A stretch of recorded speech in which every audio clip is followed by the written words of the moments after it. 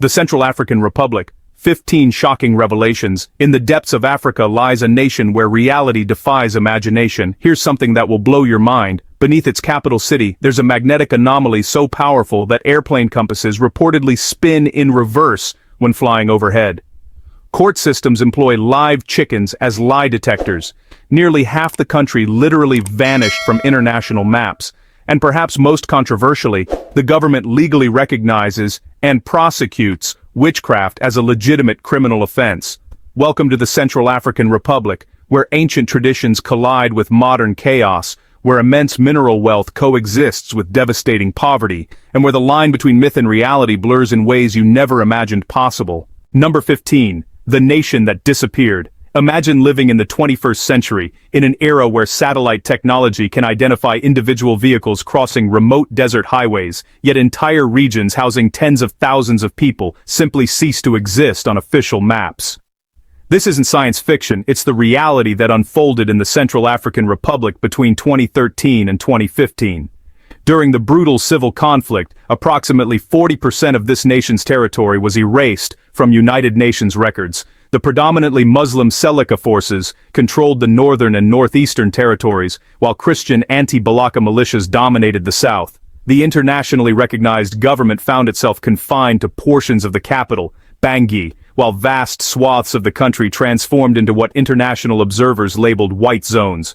Within these unmapped territories, the apparatus of modern governance evaporated. Law enforcement, judicial systems, medical facilities, and educational institutions simply ceased to function. Armed factions established unauthorized checkpoints, extracting tolls from civilians attempting to travel between villages, effectively treating domestic movement as international border crossings.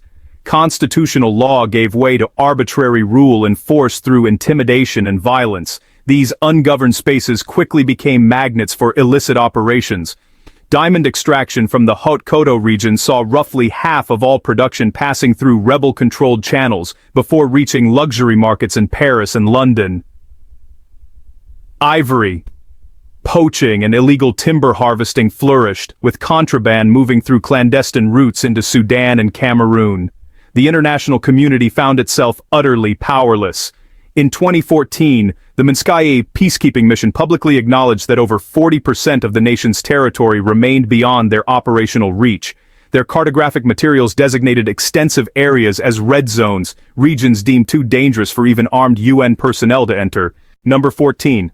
The forest dwellers. Deep within the Central African Republic's dense rainforests exists a community that anthropologists describe as one of humanity's most remarkable societies. The Aka people, numbering approximately 20,000, represent one of Africa's most prominent pygmy populations. Adults average just 4 feet 11 inches in height, with body weights ranging from 90 to 110 pounds for men and a mere 75 to 95 pounds for women. Comparable to an average American adolescent. Their life expectancy, tragically, spans only 35 to 40 years, less than half the global average. Yet within these brief lives, the Aka have constructed a social framework that challenges conventional understanding of human organization. Their society operates without hierarchical structures, social classes, or centralized authority. Collective decision-making governs all aspects of community life. Gender roles, while present, display remarkable fluidity. Men participate in hunting expeditions but also dedicate substantial time to childcare, physically carrying and comforting infants. Women engage in gathering activities while also participating in communal net hunting operations. Research documentation reveals that Aka fathers maintain direct physical contact with their children for approximately 47% of their waking hours, 4 to 5 times the average observed in Western societies. This stands as one of the highest rates of paternal involvement documented anywhere in the world. Paradoxically, despite this extraordinary egalitarianism, traditional aka marital customs lean heavily toward polygyny. Men commonly maintain relationships with multiple wives, while polyandrous arrangements, women with multiple husbands, remain virtually non-existent. This demonstrates how traditional equality can manifest in forms quite distinct from contemporary Western interpretations. The Aka have also achieved international recognition for their distinctive musical traditions. Their polyphonic, vocal performances, created without instrumental accompaniment through intricate combinations of singing, whistling, and rhythmic hand percussion, earned UNESCO designation as Intangible Cultural Heritage of Humanity.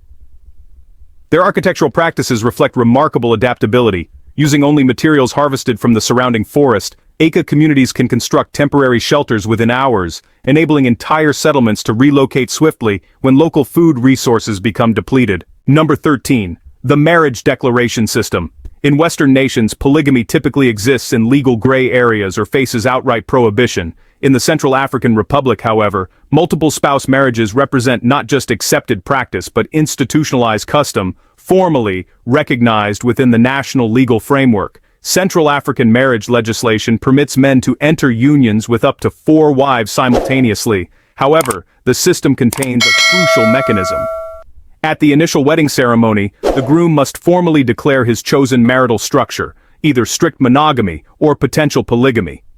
This declaration becomes legally binding and irreversible. A man who initially commits to monogamy forfeits all future legal pathways to additional marriages. Within the Central African context, polygamous arrangements offer substantial practical advantages. In a nation ravaged by conflict and characterized by limited economic opportunities, multiple wives translate to expanded household labor capacity. Different spouses may specialize in various economic activities: agricultural production, marketplace commerce, livestock management, or childcare. Polygamous households typically produce numerous offspring, which in predominantly agricultural societies equates to enhanced economic output and elevated social standing. Consider a Bangi entrepreneur maintaining 3 concurrent marriages and fathering over 15 children. One wife manages cassava cultivation, another handles market distribution, while the third oversees animal husbandry operations. Naturally, such arrangements present challenges: interpersonal jealousies among co-wives, resource allocation conflicts, and the financial burden of supporting extensive households. Nevertheless, for many Central Africans, polygamy transcends mere matrimonial preference. It represents a calculated survival strategy in a nation offering limited stability and scarce employment prospects. Number 12. The perpetual conflict. Since achieving independence from French colonial rule in 1960, the Central African Republic has never experienced sustained peace. Cyclical coups and armed uprisings occur with disturbing regularity. Academic observers characterize this as a nation trapped in what they term perpetual conflict syndrome, a condition rare even within Africa's frequently turbulent political landscape. The most extensive civil war erupted in 2012, triggering a cascade of violence that continues to this day. Between 2013 and 2023, the nation's government signed at least 10 separate peace accords with various armed factions. The vast majority collapsed within months. Local populations cynically refer to these as paper peace agreements executed primarily to unlock international humanitarian funding while hostilities continue unabated. Unlike conflicts in Rwanda or Liberia, which largely involve 2 primary opposing forces, the Central African Republic hosts 14 major armed organizations plus dozens of smaller militant groups. The result: a fragmented violence landscape that no single entity can effectively control or resolve.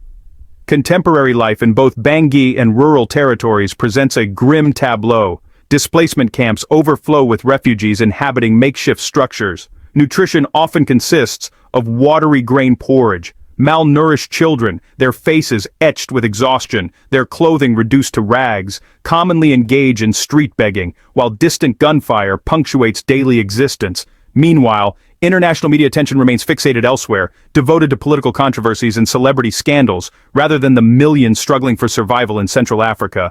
The humanitarian crisis extends beyond immediate conflict.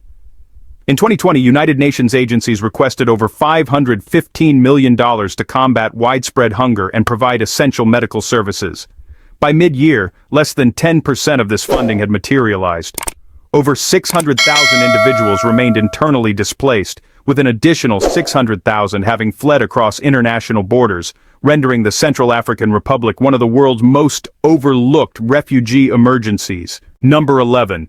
Physics-defying transportation. Western observers familiar with motorcycle capacity might consider 2 passengers on a Harley-Davidson substantial. In the Central African Republic, such thinking seems quaint. A single aging Chinese-manufactured motorcycle routinely transports an entire 5-member family, a living bovine, a 110-pound sack of grain, and a precariously secured refrigerator, all simultaneously.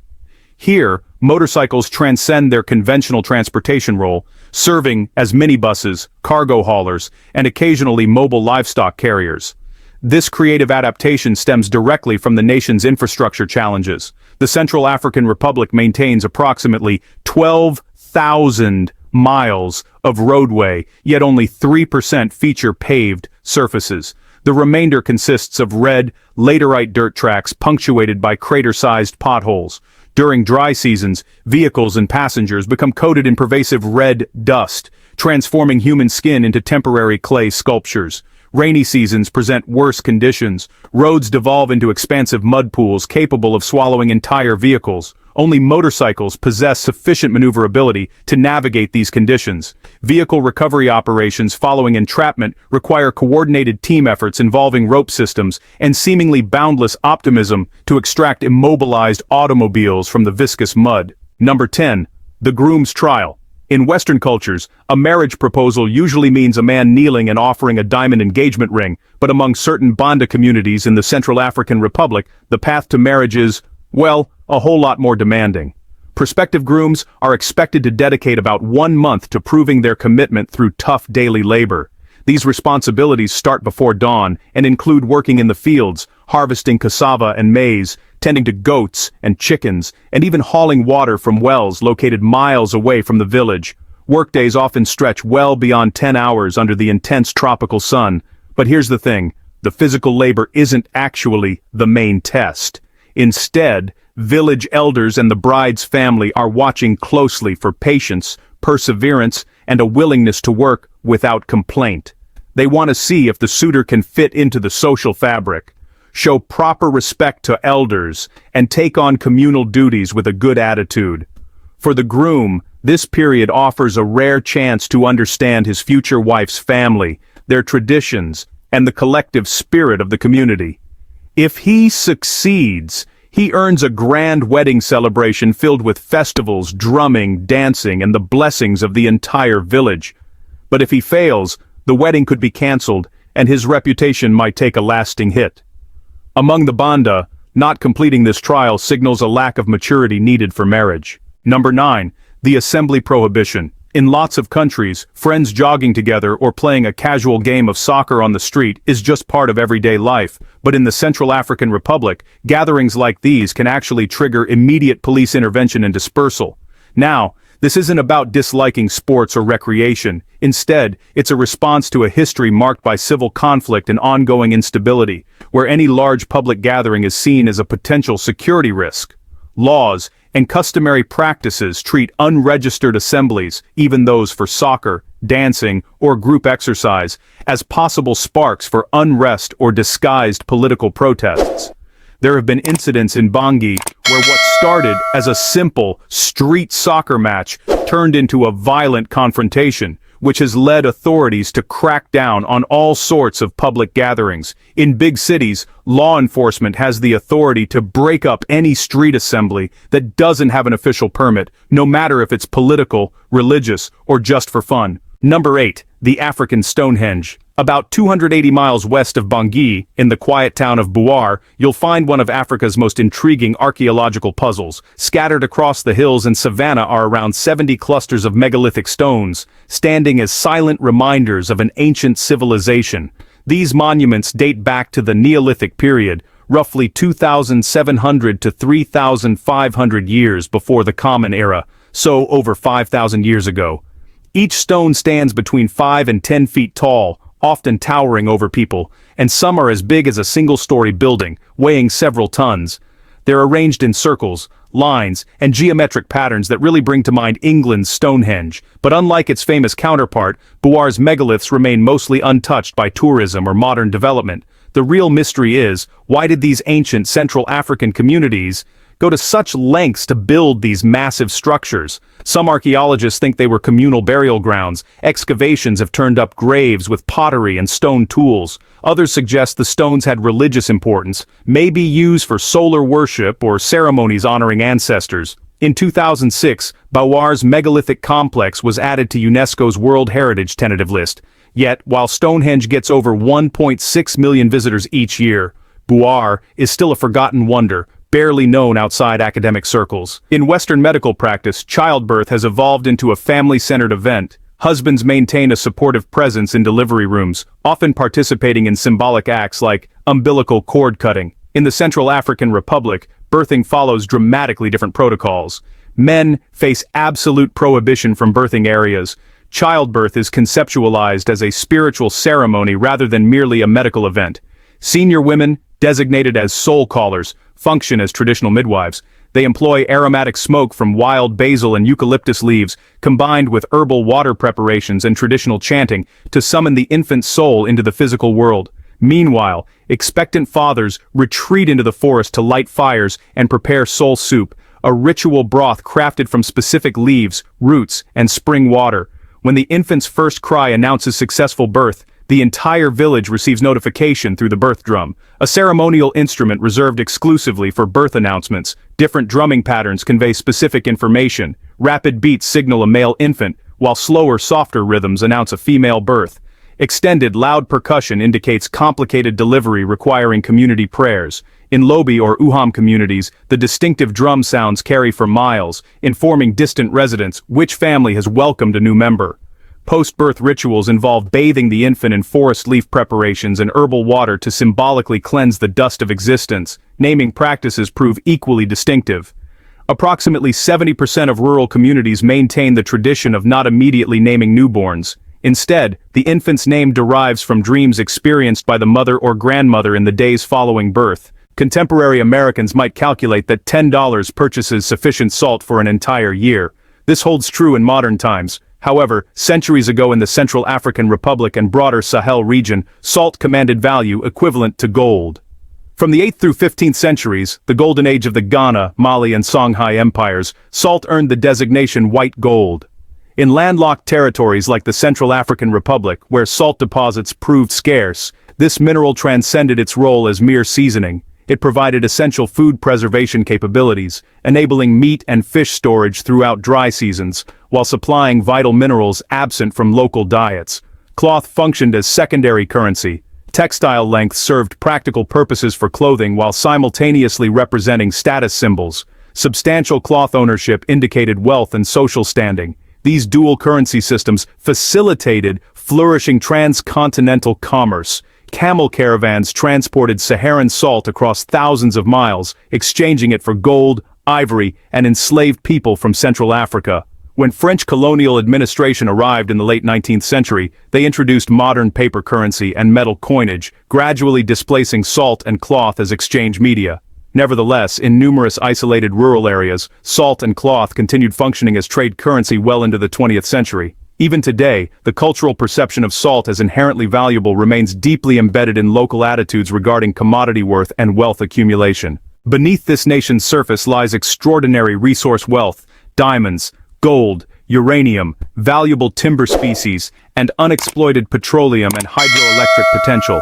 The Central African Republic possesses estimated diamond reserves of approximately 39 million carats and over 17 million ounces of gold, representing billions of dollars in potential value under proper management. Yet rather than generating prosperity, most diamond extraction occurs through manual artisanal mining beyond government oversight. Between 30% and 50% of production gets smuggled across borders, with proceeds flowing primarily to armed factions rather than national coffers. Consequently, despite its subterranean treasure, the Central African Republic remains among Earth's most impoverished nations. In 2025, GDP per capita, purchasing power parity, hovers around $1,330, less than $3.70 daily, compared to nearly $41,000 in the United States. This represents a disparity exceeding 30-fold. The humanitarian impact proves devastating. World Bank data indicates 66% of the population subsists below the international poverty threshold of $2.15 daily.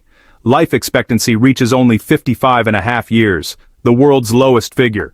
The nation ranks 191 out of 193 on the Human Development Index. Compounding these challenges, persistent instability has generated over 600,000 internally displaced persons and more than 611,000 refugees in neighboring countries, with displacement disproportionately concentrated around resource-rich regions. Travelers visiting the Central African Republic with romantic partners should understand a critical cultural norm. Public displays of affection are strongly discouraged. In Western nations, hand-holding, brief kissing or embracing on public streets represents normal behavior.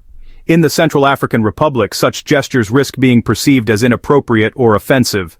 One French couple recounted how simply embracing for a photograph in Bangui's Central Park prompted stern police warnings and disapproving reactions from local observers. This stringent social code stems from communal cultural values and religious composition. Approximately 80% of the population identifies as Christian, 15% as Muslim, with remaining citizens following indigenous belief systems. Central African men typically socialize with male companions, while women associate with female peers. Mixed-gender couples walking hand-in-hand in public view remain uncommon. Guidance for visitors.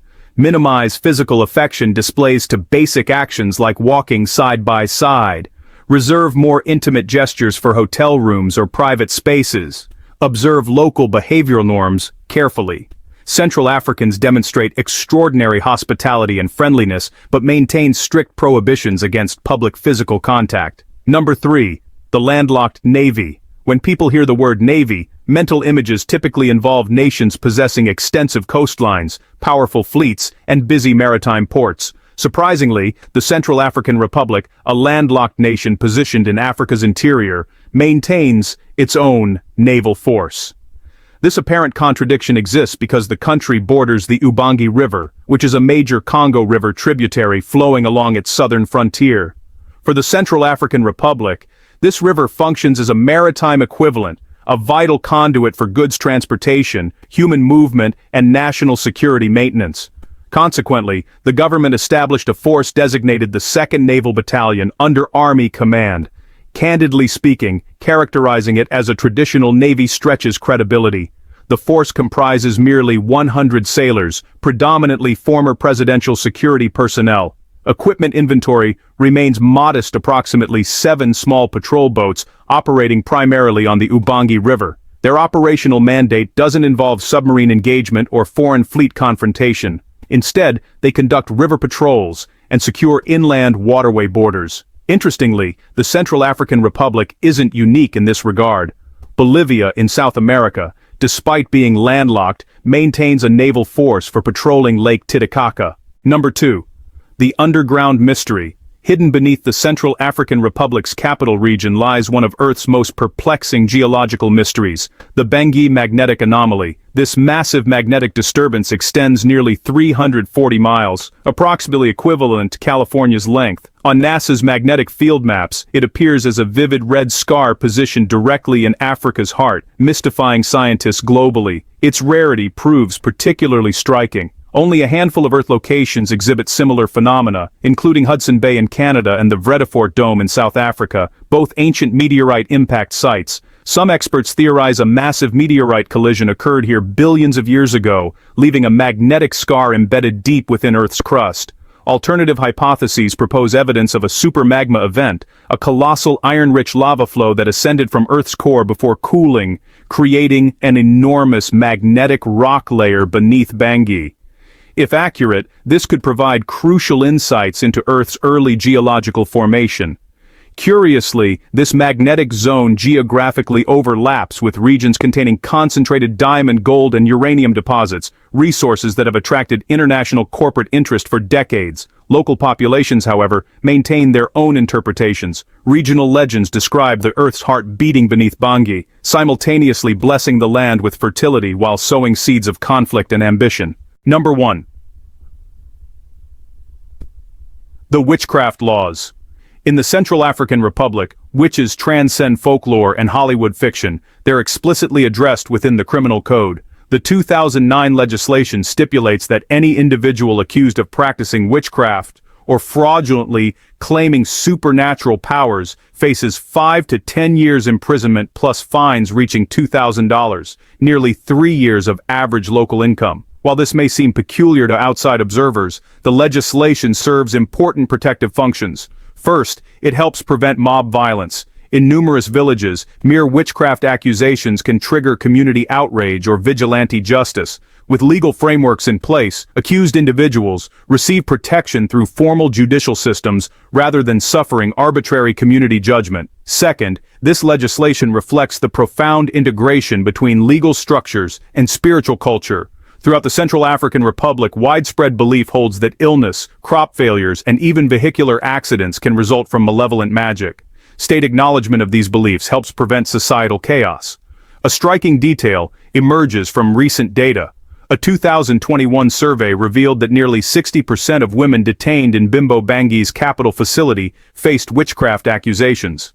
Thus, while American women typically face arrest for theft or violent crimes, in the Central African Republic, magical practice accusations represent the most common cause of female incarceration. This is the Central African Republic, a land simultaneously real and mystical, where ancient traditions persist alongside modern struggles, and where the boundaries between documented fact and enduring legend remain perpetually blurred.